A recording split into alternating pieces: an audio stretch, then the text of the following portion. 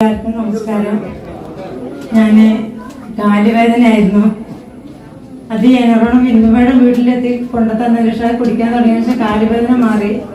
മേല് മൊത്തം ചൊറിയായിരുന്നു. ഡോക്ടറെ കാണിക്കും, അത് കുടിക്കുമ്പോൾ നിൽക്കും, മരുന്ന് കുടിക്കുമ്പോൾ നിൽക്കും, വീണ്ടും തന്നെ. അങ്ങനെ ഞാൻ ഒരു വർഷം അത് കൊണ്ടുവന്ന് എന്നോടം കഴിച്ചതിന് ശേഷം അത് മാറി. പിന്നീട് തരിപ്പ്, തൈറോയ്ഡ് ഉണ്ടായിരുന്നു, മൈഗ്രെയിൻ ഉണ്ടായിരുന്നു. ഇതിന് മൈഗ്രെയിന് ഞാൻ കോളേജിൽ ഒരു മാസം അഡ്മിറ്റായി. ആ മരുന്ന് കഴിച്ചുകൊണ്ടിരിക്കുന്ന സമയത്താണ് തലവേദന, മാറാത്ത തലവേദന ആയിരുന്നു. പിന്നെ ശ്വാസം കിട്ടായി, ഉറക്കില്ലായ്മ, അങ്ങനെ മാനസികാവസ്ഥയിലായിരുന്നു ഞാൻ നടന്നിരുന്നത്.